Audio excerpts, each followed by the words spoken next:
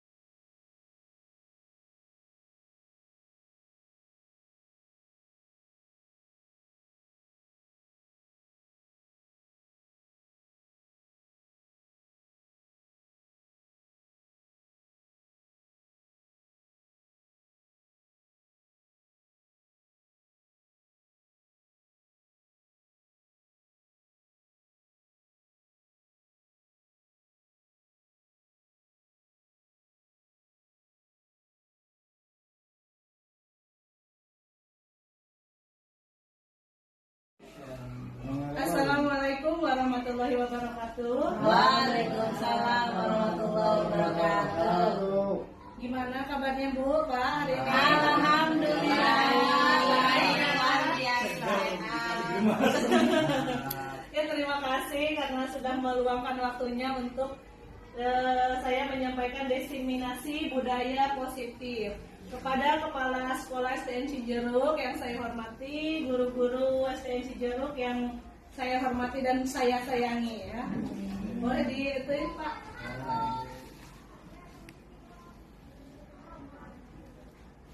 Nah, yang pertama itu kita mulai dengan disiplin positif.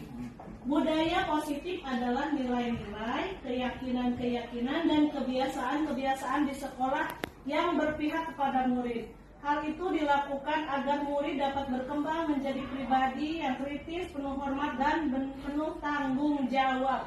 Kira-kira budaya positif yang sudah terjadi di SDN Cijeruk ini pembiasaannya apa aja ya Bu ya?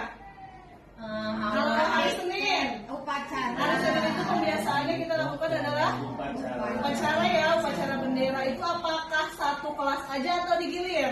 Digilir ya, jadi misalkan minggu ini kelas 6, minggu selanjutnya kelas 5, terus kelas 4. Ya, terus hari Selasa Literasi. ya, literasinya itu bisa berupa pembacaan apa kemarin itu tentang Pancasila ya, sejarah kemerdekaan banyak ya.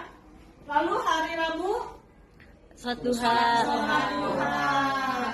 Hari Kamis Makan bersama. Hari Jumat Junsi. hari Sabtu Senam. dan pramuka. Iya. Nah, nilai-nilai itu kira-kira untuk anak itu apa aja ya? Salah satunya Bisa terbentuk pribadi yang bertanggung jawab. bertanggung jawab, Disiplin. terus percaya diri ya, Percaya diri ya. berani, kerjasama. Selanjutnya adalah konsep inti budaya positif. Yang pertama adalah nilai-nilai kebajikan, kedua kebutuhan dasar manusia, 3 motivasi perilaku manusia, 4 posisi kontrol guru, kelima keyakinan kelas, dan yang terakhir segitiga restitusi. Lanjut.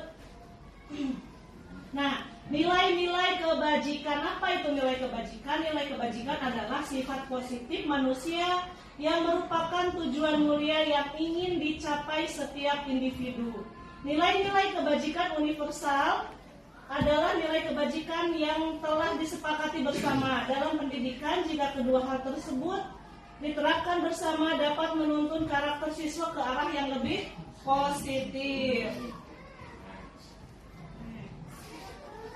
Nah, ini adalah salah satu contoh nilai kebajikan. Biasanya ada di profil pelajar Pancasila. Yang pertama itu beriman, bertakwa kepada Tuhan Yang Maha Maha Esa. Esa. Kedua, Akhlak mulia. kedua Mandiri, bernalar kritis, berkebinekaan global, bergotong royong, kreatif. royong dan kreatif.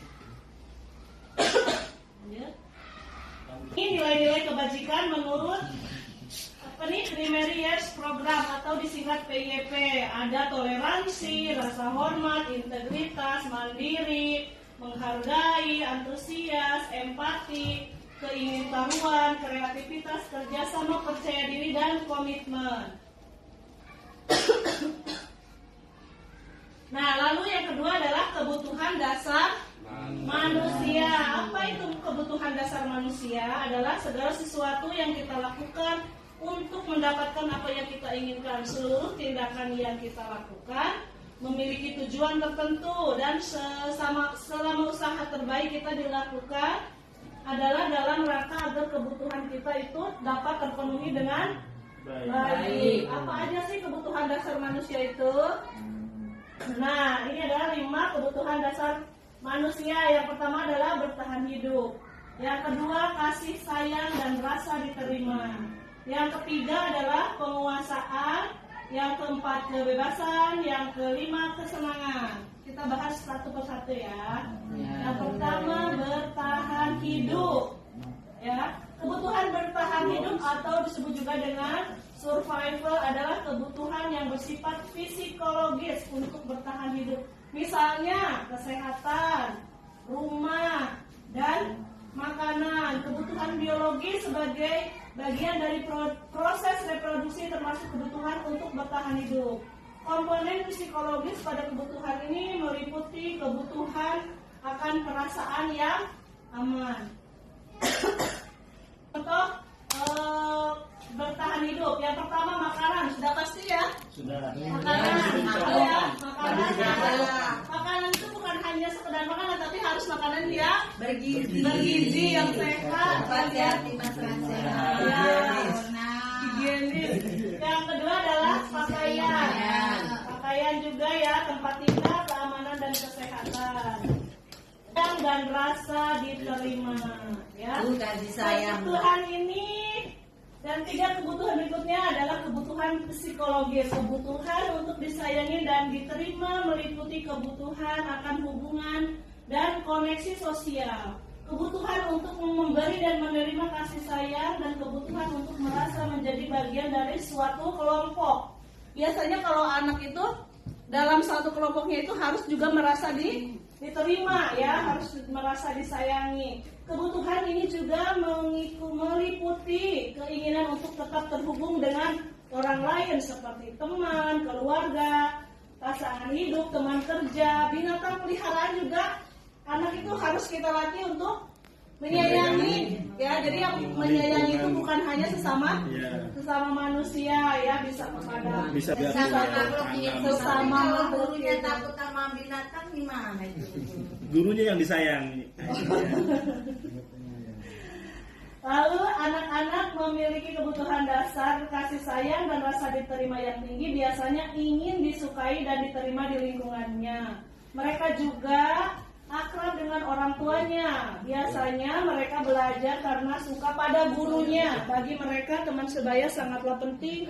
Mereka juga biasanya suka bekerja dalam kelompok. Kalau di kelas biasanya suka ada kelompok nggak, Bu? Ada ya. Jadi apakah kelompoknya itu dibikin secara kasar. Bukan secara langsung atau memang sudah dibentuk sebelumnya? Sudah dibentuk. Biasanya secara pas hari kejadian, pas hari itu atau sebelumnya? Sebelumnya sudah dibentuk. Kerja khusus. Tapi itu ini enggak di rolling juga enggak? Apa itu aja orangnya? Di rolling. Di rolling ya. Jadi biar dia bisa Pengalaman. ya bisa berinteraksi dengan banyak temannya. Jadi bukan itu aja ya. Berkolaborasi. Bagian dari kelompok. Rasa diterima itu seperti apa sih Bu contohnya? Saya diakui di kelompok itu. Nah, Tidak dikucilkan. tidak, misalkan saat dia menyampaikan pendapat gitu ya, kita mendengarkan, lalu dipedulikan. Misalkan dia berbuat jujur, nah kita setidaknya memberikan apresiasi atau apa gitu ya. Walaupun apresiasi itu tidak harus berbentuk hadiah ya, bisa dengan tepuk tangan, dengan jempol gitu bisa ya. Lalu berbagi itu biasanya saat pembiasaan.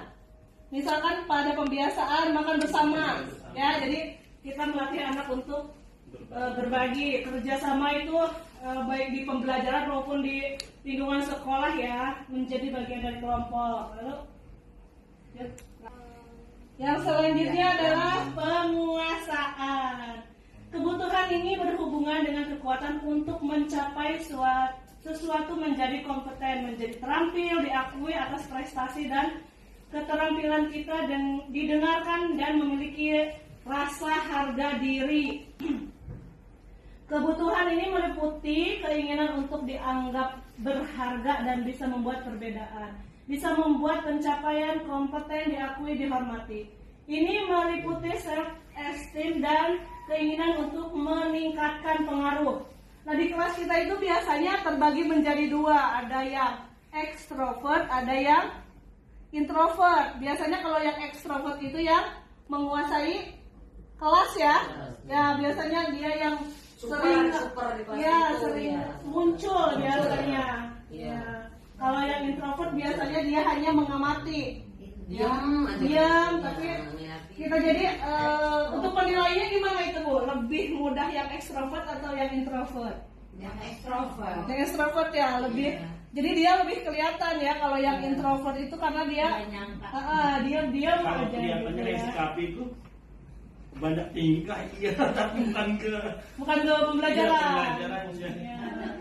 Tapi dia mah kalau misalkan di kegiatan fisik dia muncul. Ya kalau misalkan dia pembelajaran itu kurang ya. Berarti itu nanti Pak gurunya itu harus mencari metode pembelajarannya biar lebih menarik. Harus Ekstra itu. Lalu Pak lanjut.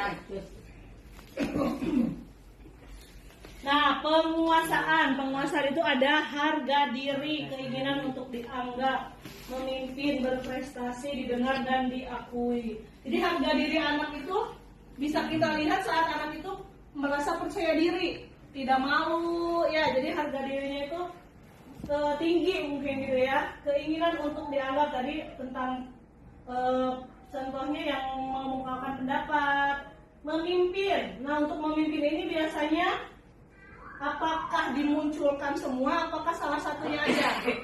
Kalau untuk memimpin biasanya di kelas bisa saat diskusi, pemimpin diskusi, lalu saat apakah bergiliran atau itu aja? Bergiliran Ya. Berprestasi. Nah, siswa SD Cijeruk itu apakah sudah berprestasi? Sudah. Sudah ya. Alhamdulillah. Kemarin kita mendapatkan juara saat pramuka salah satunya ya. Lanjut Pak. Juara 1 ya. Oke. Nah, kebebasan, kebutuhan untuk bebas adalah kebutuhan akan kemandirian, otonomi, memiliki pilihan dan mampu mengendalikan arah hidup seseorang. Anak-anak dengan kebutuhan kebebasan yang tinggi menginginkan pilihan. Mereka perlu banyak bergerak, suka mencoba-coba dan tidak terlalu terpengaruh orang lain dan senang mencoba hal baru yang menarik. Apakah ini sudah terjadi di kelas kita? di SD Cijeruk? Sudah. Anak-anak itu bisa mengemukakan pendapatnya, mengemukakan idenya saat pembelajaran. Saat membuat proyek biasanya ya, misalkan membuat bunga atau membuat kerajinan itu kan anak bisa ini ya, lebih terampil gitu. Kreasi sendiri. Baru kreasi. Nah ini salah satu kebebasannya, menyampaikan pendapat, menentukan pilihan dan mengambil keputusan. Lanjut Pak. Nah lalu kesenangan, kebutuhan akan kesenangan adalah kebutuhan untuk mencari kesenangan, bermain dan tertawa. Kalau untuk kelas 1-2 itu pembelajarannya apakah dengan bermain ataukah bagaimana Bu? Dengan bermain. Bermain ya. Jadi tidak harus ya monoton guru ceramah gitu anak mendengarkan, tidak ya. Jadi harus ada permainan ice breaking bisa untuk menambah semangat anak-anak gitu ya. Dan untuk pelajaran di luar kelas juga biasanya kan anak-anak lebih ini ya, lebih semangat ya daripada di kelas mereka mendengarkan guru, jadi lebih ini yang Olahraga. ya olahraga biasanya anak menunggu pelajaran olahraga ya karena mereka lebih bebas berekspresi mungkin gitu ya. Iya, Pak. Lanjut. Nah ini kesenangan ya, ada bermain, humor, antusiasme dan tertawa. Lalu motivasi perubahan manusia. Motivasi adalah kekuatan internal atau eksternal yang mendorong seseorang untuk bertindak. Motivasi dapat menghasilkan dorongan untuk mencapai tujuan atau untuk menghindari situasi yang tidak diinginkan. Dalam kehidupan sehari-hari, segala hal yang berhubungan langsung dengan kita, baik itu pengaruh dari luar maupun dalam, merupakan faktor penting untuk motivasi diri sendiri atau orang lain untuk mencapai tujuan. Ya, motivasi. Nah, di sini ada juga faktor kurangnya motivasi. Anak-anak zaman sekarang itu sudah banyak menggunakan gadget, ya, HP, ya, yang mengakibatkan mereka kehilangan minat dalam belajar. Selain itu ada faktor lain yang menyebabkan kurangnya belajar, itu faktor diri sendiri, yaitu tidak adanya cita-cita yang jelas. Ya, tanpa cita-cita tidak akan ada mimpi yang ingin diwujudkan. Cita-cita adalah target yang harus dicapai dan arah yang harus dituju.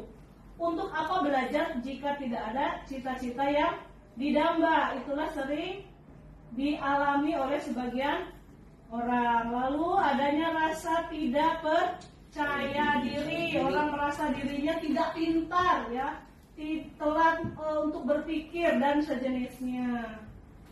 Ya, mereka tidak percaya diri dengan potensi yang dimiliki. Jadi kita itu kepada anak jangan melihat kelemahannya dulu, tapi yang lebih diutamakan itu adalah kelebihannya dulu, potensi yang ada dalam dirinya. Ya, jadi anak-anak itu bisa lebih motivasi belajarnya itu terbangun gitu ya.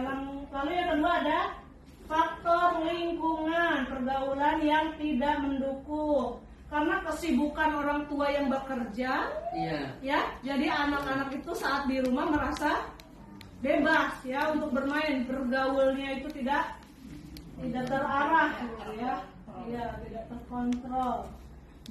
Dengan yang lebih suka menghabiskan waktu nongkrong, bermain pura-pura dan sebagainya, maka kita akan terbawa belajar menjadi hal yang tidak akan dilakukan. Lalu faktor keluarga nih, keluarga yang tidak harmonis, mengganggu konsentrasi belajar. Permasalahan keluarga merusak suasana dan membuat kondisi tidak nyaman. Dukungan dan bimbingan yang diharapkan dari keluarga tidak ada. Mereka sibuk memikirkan permasalahannya sendiri.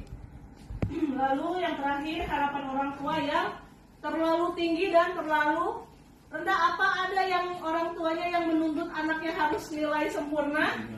Tidak ada. Ada, Bu. pernah menemukan ya, misalkan anaknya misal nilainya kecil, pasti dia dimarahin. Bahkan dimarahinnya itu tidak secara hati ke hati gitu ya, biasanya dimarahinnya justru di banyak teman, di hadapan temannya ya. Atau ada juga orang tua yang tidak peduli, misalkan gurunya sudah memberi tugas atau segala macam, tapi di rumahnya tidak dikerjakan ya. Jadi anak itu semangat belajarnya juga berkurang. Nah, pembelajaran dengan paradigma baru adalah pembelajaran yang dirancang berdasarkan pembelajaran berdiferensiasi, sehingga para peserta didik belajar sesuai dengan kebutuhan belajarnya, berdasarkan tahap perkembangan sesuai dengan teori psikologi modern untuk mewujudkan profil pelajar Pancasila. Itu ada 6 ya. Yang pertama beriman, ya. Yang kedua berkebinekaan global, bergotong royong, kreatif, bernalar kritis dan mandiri.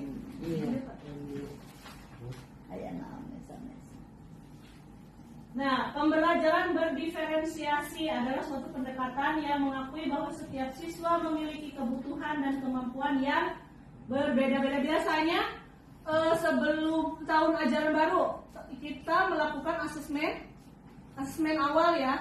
Jadi kita mengecek kesukaan dan minat siswa ya. Dalam pembelajaran berdiferensiasi, siswa diberikan pilihan yang bervariasi.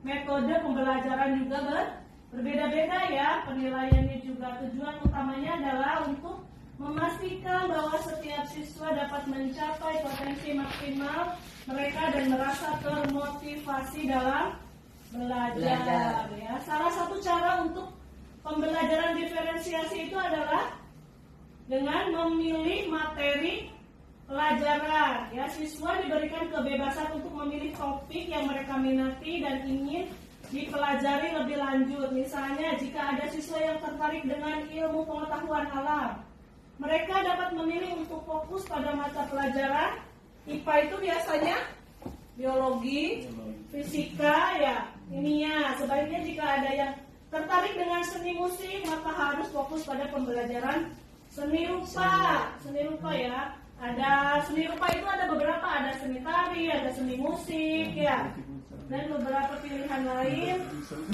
Siswa ini lebih termotivasi untuk belajar sesuai dengan minat dan kebutuhan mereka sendiri. Lalu, nah ini ada 5 posisi kontrol guru. Yang pertama itu ada penghukum. Yang kedua pembuat merasa bersalah. Ketiga ada teman. Keempat pemantau. Dan kelima manajer.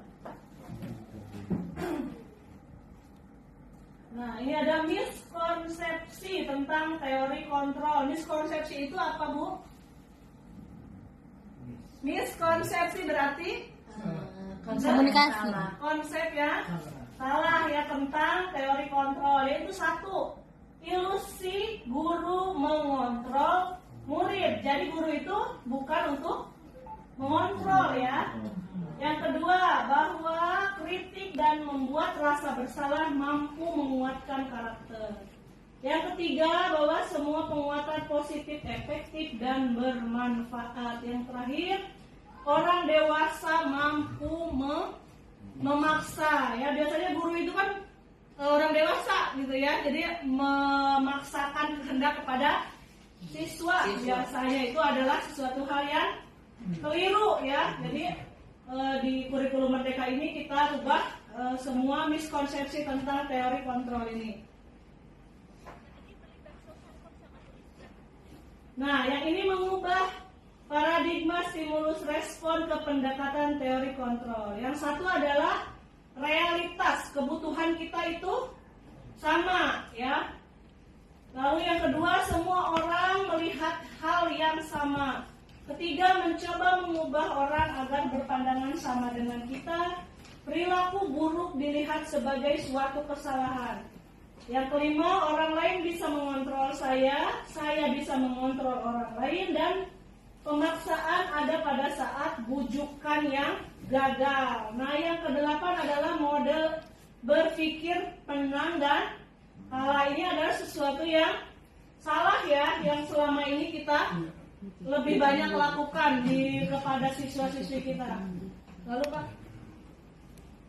Nah, ini adalah merubah paradigma. Nah, ini adalah yang mau coba kita rubah ya, mau kita terapkan di SD Cijeruk. Yang pertama, realitas adalah kebutuhan kita itu berbeda. Jadi setiap murid itu memiliki kebutuhannya masing-masing ya. Ada yang suka menyanyi, ada yang suka menggambar, ada yang memang suka hal-hal yang di luar kelas gitu ya. Lalu semua orang memiliki gambaran yang berbeda. Misalkan kita kasih satu bola, murid itu kan ada yang berpikiran berbeda-beda ya. Apakah itu bisa disebut bola untuk bola di olahraga, ada juga yang misalkan bergambarannya itu berbeda ya. Yang ketiga, berusaha memahami pandangan orang lain tentang dunia, yaitu di mana kita bisa saling menghargai ya. Jadi misalkan pendapat si A si B itu tidak ada yang ditentang, tidak ada yang dibilang langsung salah. Kalaupun memang ada yang perlu diperbaiki, kita perbaiki ya. Tapi memahami dulu pandangan orang lain itu seperti apa. Lalu keempat, semua perilaku memiliki tujuan ya, itu sudah pasti ya. Misalkan kita mau ikut apa, tujuannya apa ya. Yang kelima, hanya Anda yang bisa mengontrol diri Anda sendiri. Jadi hanya kita yang bisa mengontrol diri kita, itu bukan orang lain, tapi kita sendiri ya. Dan kita juga tidak bisa untuk mengontrol orang lain. Lalu berkolaborasi ya. Kalau tadi kan sendiri, nah kalau ini berkolaborasi ya. Lalu model berpikir menang. Jadi siswa itu harus kita motivasi, jangan ada menang kalah, tapi harusnya menang. Dilanjut Pak.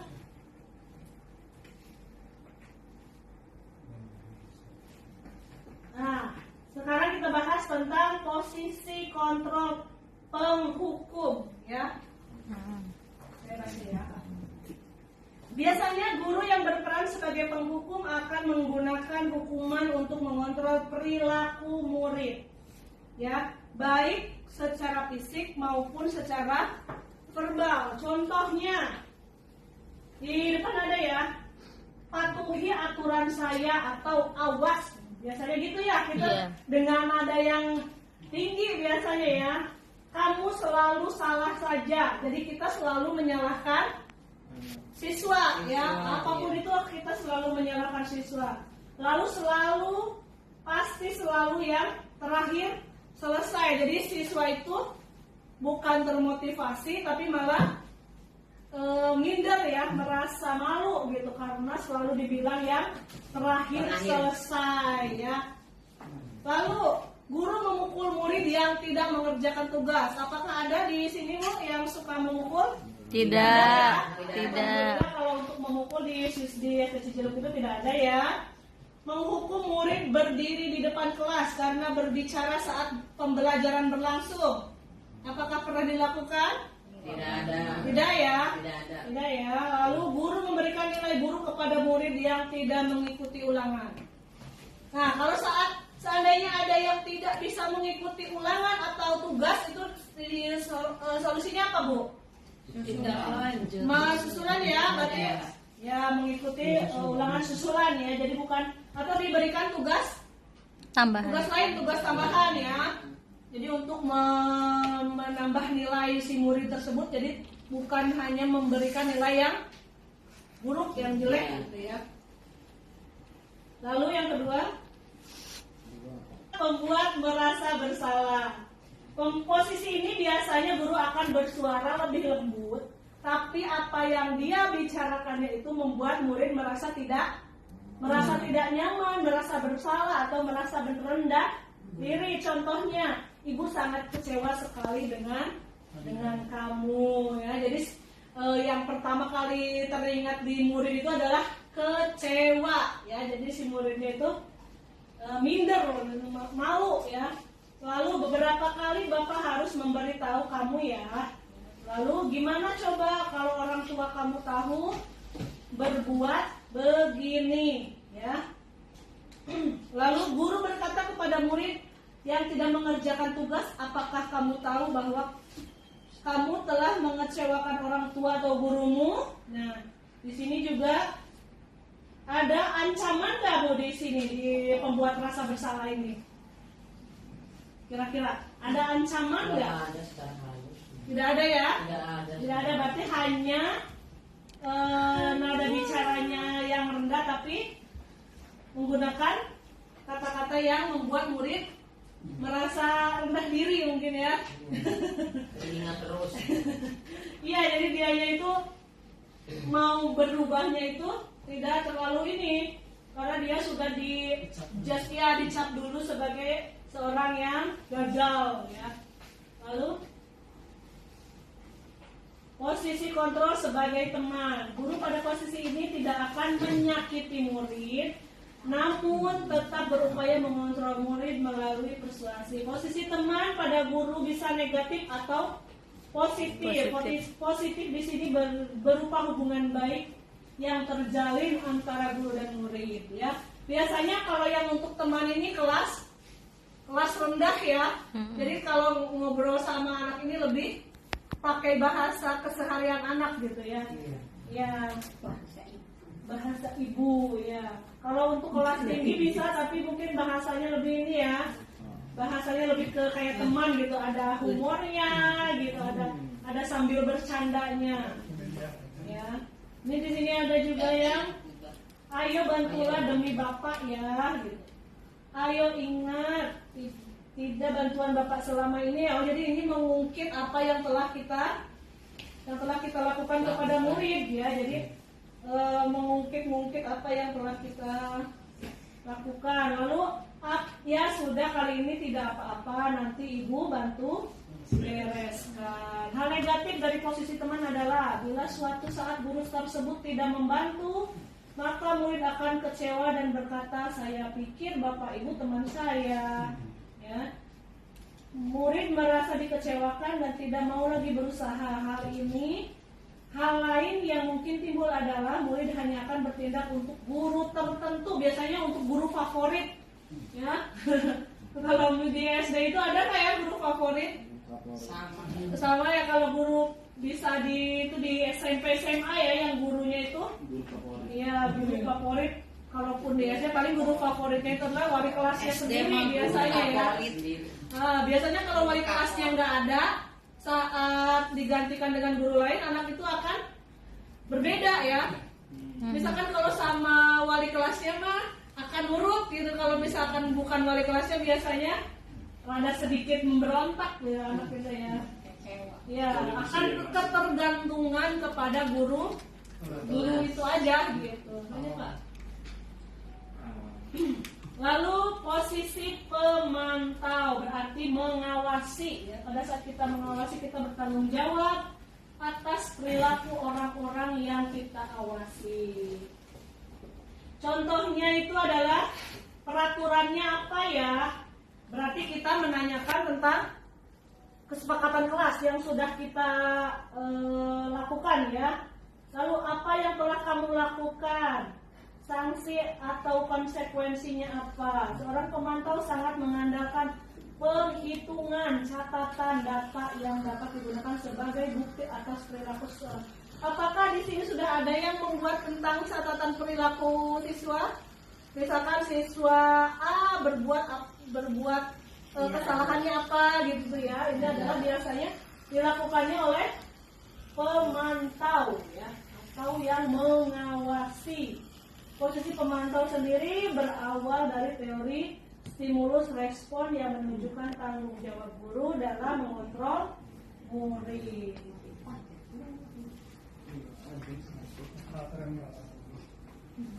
Nah, yang terakhir, murid agar dapat menemukan solusi atas permasalahannya. Nah, kalau yang manajer itu selain kita meminta alasan murid untuk apa yang mereka lakukan, Di sini juga kita harus akan mendapatkan solusi ya, solusi dari masalah murid itu sendiri. Seorang manajer telah memiliki keterampilan di posisi teman maupun pemantau. Dengan demikian bisa jadi waktu tertentu kembali kepada dua posisi tersebut. Oh, jadi manajer itu bisa menjadi kembali ke teman atau ke pemantau ya. Namun bila kita menginginkan murid kita menjadi manusia yang merdeka, mandiri dan bertanggung jawab, maka kita perlu mengacu pada restitusi yang dapat menjadikan murid kita seorang manajer bagi dirinya sendiri. Di manajer, murid diajak untuk menganalisis kebutuhan dirinya maupun kebutuhan orang lain. Di sini penekanan bukan pada kemampuan membuat konsekuensi, namun dapat berkolaborasi dengan murid bagaimana memiliki kesalahan yang ada. Ini adalah biasanya kata-kata yang sering diucapkan oleh manajer ya. Apa yang kita yakini, itu kembali ke keyakinan kelas. Apa kamu meyakininya? Lalu jika kamu meyakininya, apakah kamu bersedia untuk memperbaiki? Lalu jika kamu memperbaiki ini, hal ini menunjukkan apa tentang dirimu? Lalu apa rencana kamu untuk memperbaiki ini? Jadi mencari lebih mencari solusi ya.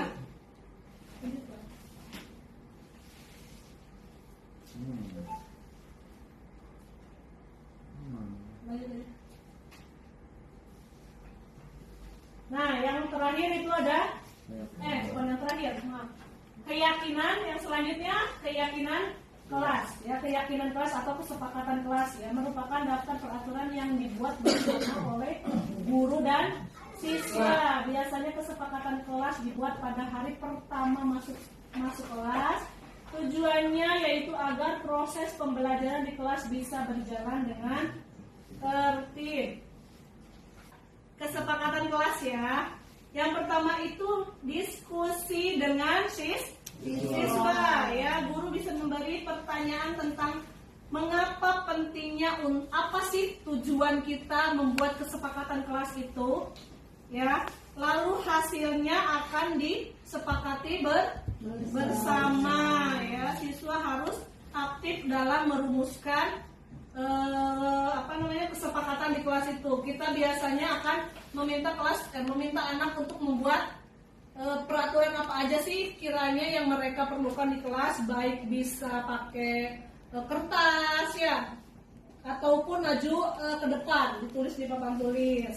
Lalu yang kedua, kita harus menggambarkan kelas yang ideal ya, di mana kita akan menggambarkan misalkan suasana kelas yang aman, yang nyaman, yang bersih, yang rapi gitu. Itu untuk mencapai kelas yang seperti itu tuh apa sih yang harus dilakukan?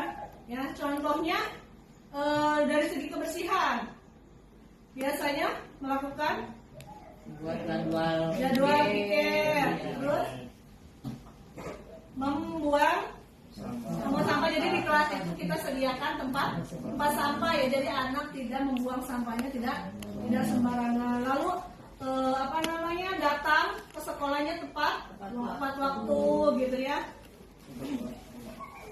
Lalu mendiskusikan poin sesuai dengan nilai-nilai kebajikan ya. Terus membuat kalimat kesepakatan yang biasanya kan anak menggunakan bahasanya sendiri. Ya, misalkan jangan buang sampah sembarangan ya, nanti kita rubah kalimat tersebut menjadi kalimat yang positif yang untuk kesepakatan kelas. Contohnya tidak makan di kelas. Berarti itunya apa kalimatnya? Kalimat positifnya. Nah, misalkan ya anak ada yang mengusulkan, "Bu, jangan makan di kelas." Nah, berarti kalimat positifnya apa? Makan di luar kelas. Makan Di luar kelas. Sudah dibuat menjadi nilai kebajikan ya, tadi sudah ya. Lalu salah satu sikap atau nilai kebajikan itu toleransi. Toleransi itu menghormati ya, di saat ada temannya di kelas yang berbeda agama atau yang sesama sesama agama juga misalkan ada yang sedang beribadah jangan sampai diganggu ya, banyak kan ya misalkan lagi yang puasa gitu tapi dia malah diganggu, digoda-goda gitu ya. Ya atau lagi berdoa misalkan malah bercanda atau malah diajak ngobrol gitu kan ya, banyak ya. Lagi sholat dipukul. Sholat duha tadi tuh banyak yang curang. Bersanda. Lalu mandiri, kemampuan untuk mengatur dirinya sendiri dan tidak tergantung pada orang lain. Ya saling menghargai itu mah sudah kita sedikit banyak ituin ke anak ya, saling menghargai, saling menghormati, terus bersimpati kalau misalkan ada temennya yang sakit, ada temennya yang butuh pertolongan. Nah, misalkan nggak bawa pensil, itu anak-anak sudah secara sadar gitu, tidak usah ini lagi, pasti banyak yang ya. Terus kreativitas, kemampuan untuk terakhir nih, segitiga restitusi. Nah, di sini ada segitiga restitusi. Yang pertama adalah menstabilkan identitas. Yang kedua adalah validasi tindakan yang salah. Yang ketiga menanyakan keyakinan. Yang menstabilkan identitas. Setiap orang pasti pernah melakukan kesalahan. Ini yang biasanya kita katakan seharusnya kita mulai dilakukan ya. Jadi untuk kalau misalkan ada anak yang melakukan kesalahan, jadi bukan dimarahin dulu gitu ya Bu ya, tapi dikasih kata-kata yang memotivasi bahwa setiap orang pasti pernah melakukan kesalahan. Terus kamu bukan satu-satunya yang pernah melakukan kesalahan ini. Lalu yang kedua adalah validasi tindakan yang salah. Contohnya adalah kamu tentu punya alasan mengapa melakukan itu. Jadi validasi itu lebih ke menanyakan alasannya. Misalkan ada anak yang meminta makanan dari temannya. Contoh nih, kira-kira apa yang pertanyaan pematik anak itu untuk memberikan makanan temannya lebih menarik dari yang dia bawa. Lalu jadi ibunya nggak sempet bikin makanan. Ibunya nggak sempet bikin makanan, jadi dia nggak bawa makanan gitu ya. Nah, jadi jangan semata-mata kita memarahin anak yang suka ngambil makanan, tapi kita harus cari tahu dulu nih alasan dia itu melakukan itu apa. Lalu apakah cara yang lebih efektif untuk mendapatkan apa yang kamu butuhkan? Nah, contohnya kan tadi mengambil makanan. Cara yang lebih efektifnya itu apa? Kira-kira membagi makanan. Lalu ada lagi? Misalkan orang tuanya apakah perlu diberitahu? Misalkan anaknya ini nggak suka ngambilin makanan. Nah, apakah orang tuanya harus kita kasih tahu bahwa anaknya itu suka mengambil makanan, lalu nanti kita diskusikan sama orang tuanya kira-kira apa gitu. Kalau sering mah nggak apa-apa dikasih tahu. Perlu dikasih tahu. Perlu ya, jadi Itu mah berarti selamitan. gitu ya. Ya, jadi berarti kita juga libatkan orang tua. Jadi kolaborasi kita bukan hanya kepada anak ya, jadi kepada orang tua juga. Lalu menanyakan keyakinan keras yang kita sepakati. Lalu kamu ingin menjadi orang seperti apa? Keyakinan keras yang telah kita sepakati. Contohnya yang tadi mengambil makanan orang itu biasanya berarti dia melanggar tentang apa? Mengambil bukan haknya atau meminta izin terlebih dahulu gitu ya. Lalu ingin menjadi orang yang seperti apa? Jadi kita tanyakan kamu sebenarnya pengennya bawa bekalnya, bawa makanannya yang seperti apa? Gitu ya. Apakah memang nanti orang tuanya yang dikasih tahu? Misalkan dia sukanya buah apel, tapi dibawainnya buah semangka, gitu. Jadi kan dikomunikasikan gitu ya sama orang tuanya.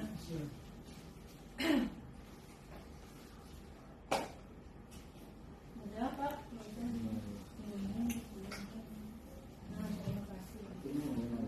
Nah, dari yang tadi sudah saya paparkan, apakah ada yang mau ditanyakan atau yang belum jelas? Boleh? Sudah jelas. Sudah cukup? Cukup ya, mudah-mudahan apa yang saya telah presentasikan bisa kita terapkan di sekolah SDN Cijeruk ini ya. Tujuannya adalah untuk tercapainya visi misi sekolah ya, untuk anak agar lebih baik lagi dalam segi belajarnya, dalam segi apa tadi, disiplinnya, tingkah perilakunya gitu ya. Jadi bisa merubah ya dari yang ke berapa tadi, ke-6 itu.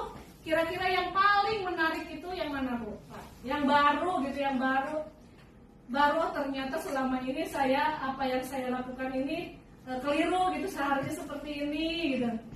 Yang mana, Bu? Apakah yang 5 posisi kontrol atau yang segitiga restitusi?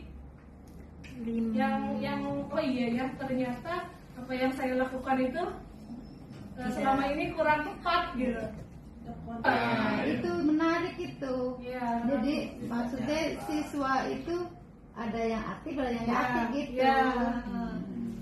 Biasanya tuh lebih banyak yang mana, Bu, kalau di kelas 2? Kalau di kelas 2 itu kalau introvert itu artinya Pendiam, lebih diam. Jadi dia hanya memperhatikan. nah itu yang kelas 2 kebanyakan yang hanya pemerhati aja gitu ya. Perhatikan tadi. Tapi ada nyamuk ya. Ya, biasanya tapi sebenarnya kalau kelas 2 itu kan sama kayak kelas 1 nggak jauh ya. Iya. Mereka itu dunianya masih bermain, biasanya bermain. Jadi mungkin untuk biar anak itu bisa lebih aktif lagi, kita bikin media pembelajarannya yang lebih menarik, menyenangkan ya. Bisa dengan diskusi kelompok, bisa dengan menonton video. Biasanya ya anak-anak kalau misalkan menonton video itu mereka lebih semangat belajarnya itu lebih tinggi gitu ya, lebih fokus juga. Jadi kalau misalkan kita hanya ceramah gitu, memberikan tugas ya, anak lebih banyak diam ya biasanya. Jadi kelas yang baik itu bukan kelas yang sepi ya. Biasanya kita kan beranggapan kelas yang baik, yang itu tuh yang kelasnya yang sepi, gak ada suara sama sekali. Itu justru malah menjadi pertanyaan, kok kelas ini gitu ya, sepi. Harusnya kan ada interaksi gitu ya. Betul kan? Iya ya kan? Sudah cukup. Ada lagi yang mau bertanya? Cukup, Bu, jelas. Ya, alhamdulillah kalau memang sudah cukup jelas, saya mengucapkan terima kasih atas waktunya telah mendengarkan presentasi dari Diseminasi Budaya Positif.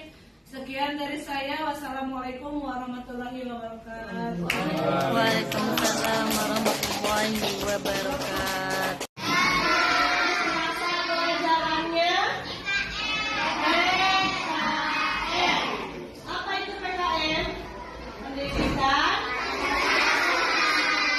Sebelum belajar, Bu Guru mau bikin kesepakatan kelas. Tahu nggak kesepakatan kelas itu apa? Nah, kesepakatan kelas itu adalah sesuatu yang kita diskusikan bersama antara kalian sebagai murid dan guru sebagai guru. Guru nanti membimbing kalian untuk membuat kesepakatan. Kelasnya 1, coba kesepakatan kelas itu yang dilakukan di kelas berapa ini? Ya, kesepakatan kelasnya. Contohnya apa?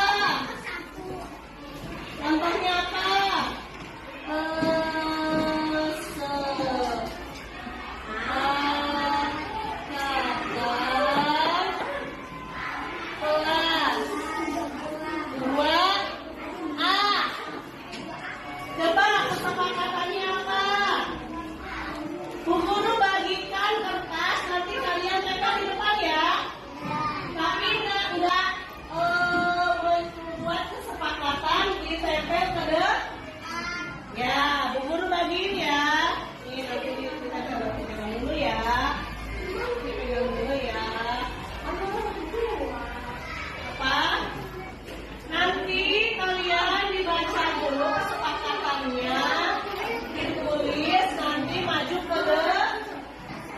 ke depan ya. Maju ke depan ya. Ayo sini, maju ke depan. Dibuka dulu ini ya. Dibuka dulu. Nah, coba. Kesepakatannya ditempel dulu. Ya, ditempel. Udah ada lagi? Yang mau lihat sini. Dibuka dulu. Ya, ditempel di situ ya. Ini. Nanti kita baca bareng-bareng ya kesepakatannya. Ayo lagi semuanya sini. Dibuka dulu sudah. Nggak bisa.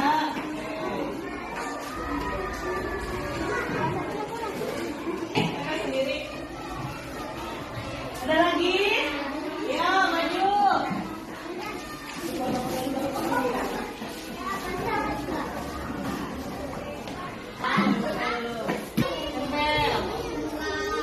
Ada lagi? Ayo. Sudah ya, sudah semua.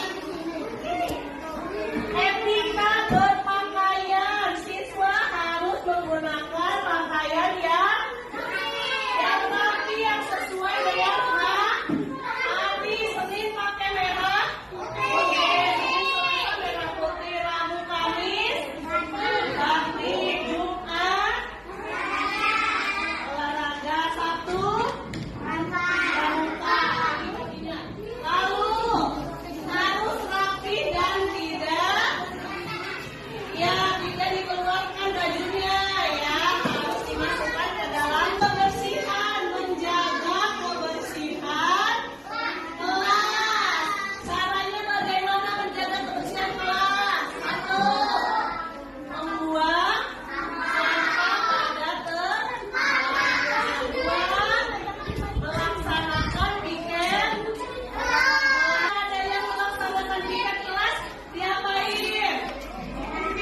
Nah, tidak ya. Jadi kalau tidak ada yang melaksanakan piket kelas, bukan didenda, tapi diapain?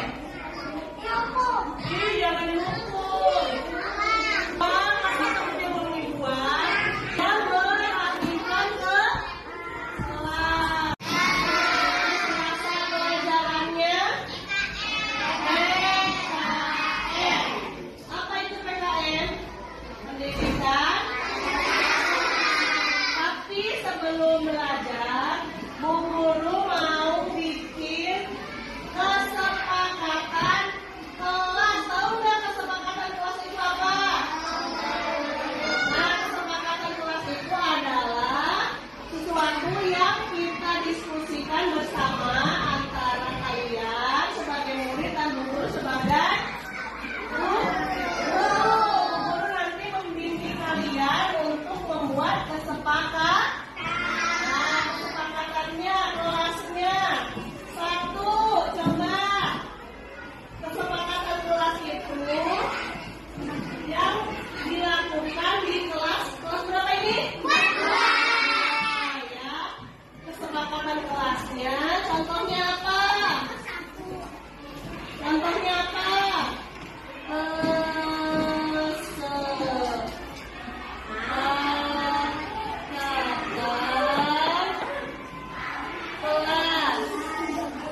2A. Coba kesepakatannya apa? Bu Guru bagikan kertas, nanti kalian tempel di depan ya.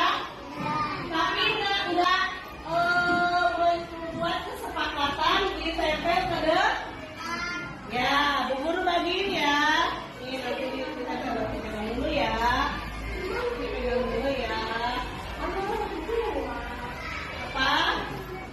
Nanti kalian dibaca dulu kesepakatannya, ditulis, nanti maju ke depan ya. Nanti di depan ya. Ayo sini, maju ke depan. Dibuka dulu ini ya. Dibuka dulu. Nah, coba kesepakatannya ditempel dulu. Ya, ditempel. Udah ada lagi? Yang mau lihat sini.